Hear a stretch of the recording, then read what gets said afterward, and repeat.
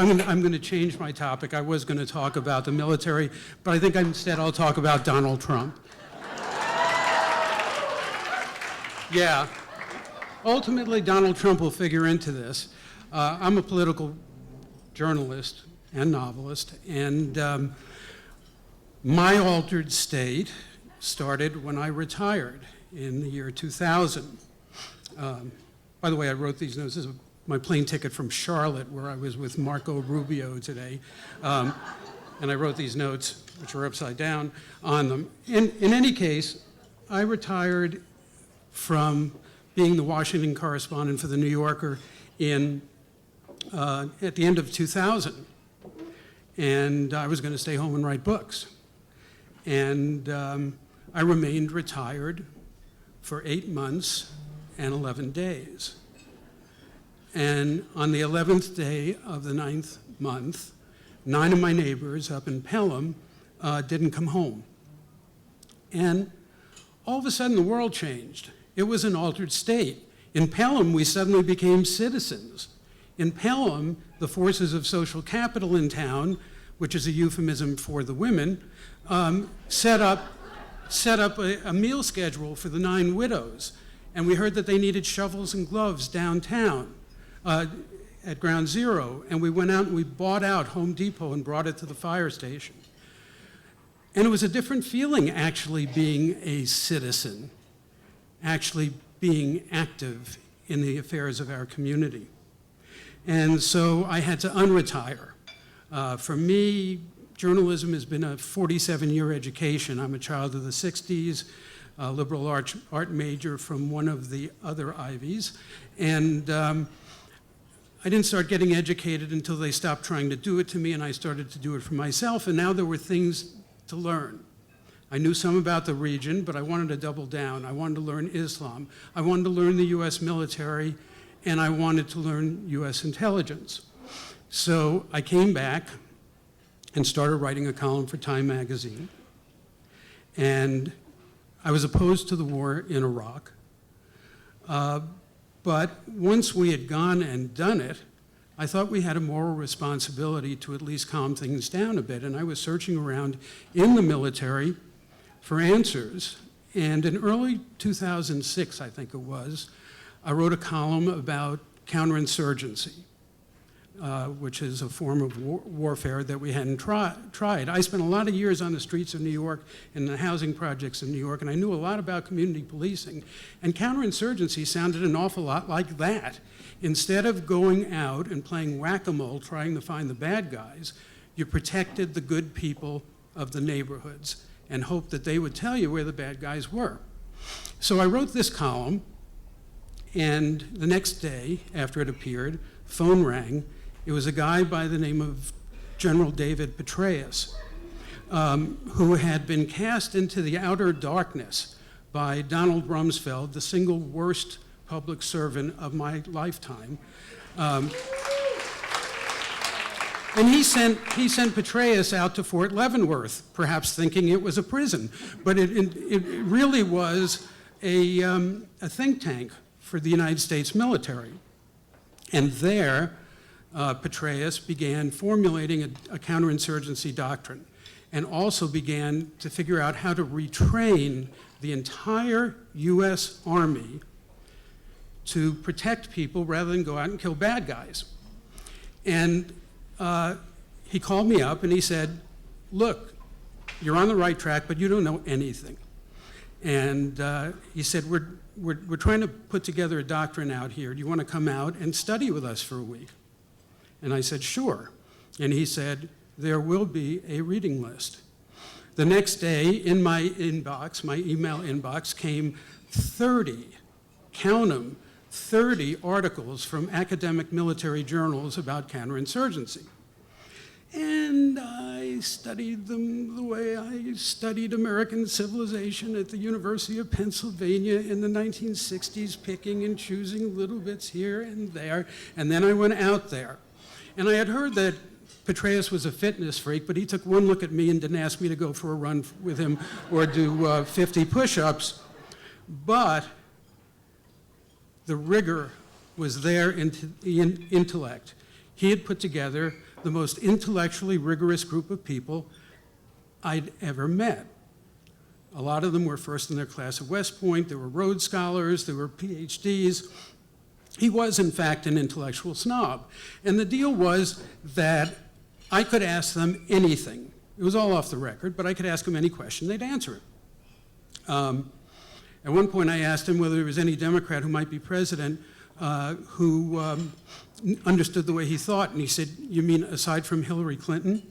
But I would ask questions about counterinsurgency, and I would get the following response. "Klein, didn't you read Corelli's piece about full spectrum warfare in Military Review?" One of them said to me, "Klein, you're so lazy," he said, staring at my loafers. "You don't even tie your shoes in the morning." Well, I was pretty daunted, but also impressed. These guys were taking the war in Iraq and the protection of the people of Iraq very seriously. And so I broke a vow to my wife and went there to watch him do it. You'll hear more from Emma Skye later about what it was like to be there, but I really began to get into embedding with our troops. I did it once in Iraq and then another 4 times in Afghanistan. And I saw this amazing thing happening, that I kept on going back to the same town in Afghanistan called Sanjur. It was just west of Kandahar, Taliban country. When I first went there, it was 90% Taliban controlled. As far as I know, it is not Taliban controlled today. But I watched this 30-year-old captain, Jeremiah Ellis from Iowa. I watched him sending out his troops to crowdsource the town. He had public works money, it's called SERP funds, and he sent out his troops to ask the people what they wanted. Turned out that they wanted us to reopen a school that the Taliban had closed and booby-trapped. That's what they wanted. The warlord and police chief who ran the town and controlled the local shura wanted us to build a canal out to their lands west of town so that they could plant more poppies. And somehow Ellis got past that. And one day I was out in the field with him, and I saw him negotiating with one of the local landowners in the guy's house. And he got down, sat on the floor, took off his helmet, put his rifle over there. His body language was perfect. He smiled, but not too much, because they don't like it when we smile too much. They think that we're about to cheat them. And suddenly the light bulb went off. And I said to myself, if this guy can do this here, under fire, in a different language, he could go home to Iowa and run for governor. And when I got home, I called General Petraeus and I said, you know, I think that this new training, this new discipline that our troops have is going to point them in 2 different directions. One is toward entrepreneurialism, the other is toward public service. And he encouraged me, and I went out and sought a bunch of returning veterans to see what they were doing and to find people who had moved into public service. Now, here's where it gets kind of tough, because we love our troops and we celebrate our warriors.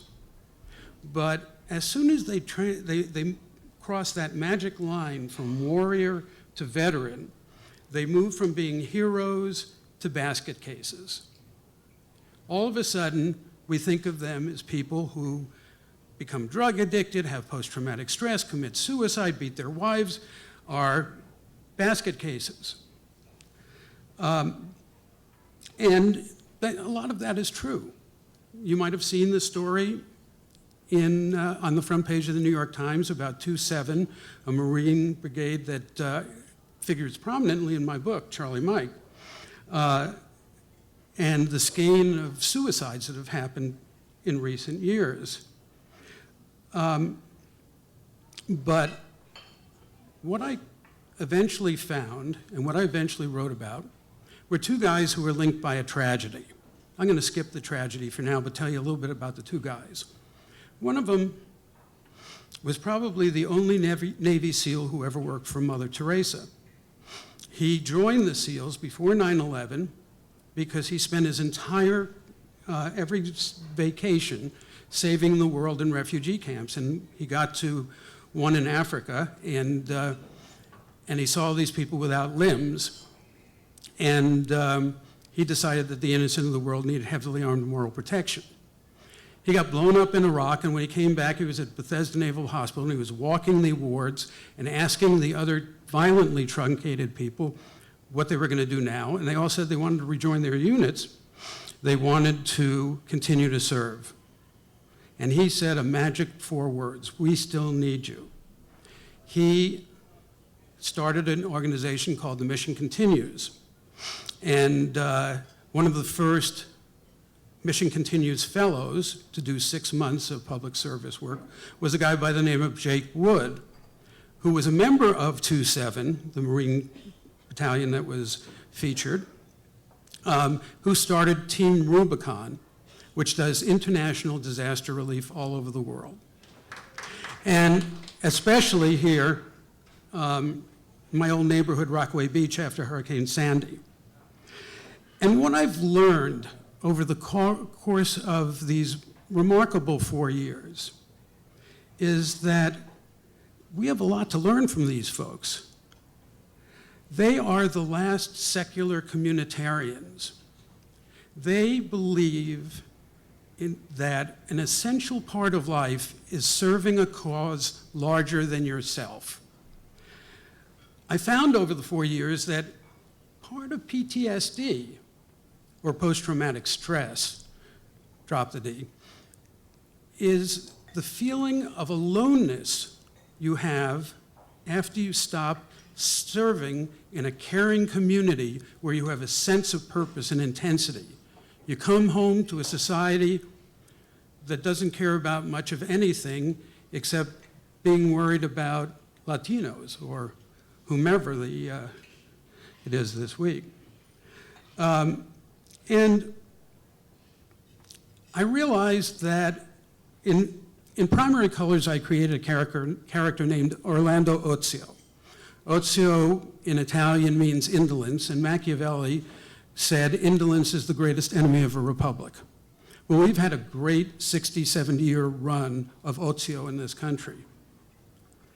And during that time, we've lost the habits of citizenship. And as I watch Donald Trump, I realize that we're conducting this very dangerous experiment trying to have democracy without citizens. And I think it's very important that we learn from these folks in the military. They're not basket cases, they're leaders. They know how to get things done. And the most important thing that they know is that an integral part of citizenship is feeling and acting actively as part of something larger than yourself. Can't do democracy without communities, can't do democracy without citizenship. It kind of surprised me that a disproportionate number of the officer corps in the US military were classics majors in college. And they got their idea of citizenship from the Greeks. I wasn't a classics major. In fact, I majored in rock and roll. And I get my philosophy from a philosopher from Asbury Park, New Jersey, Bruce Springsteen, who once wrote, "We have to start saving up for the things that money can't buy." Thank you.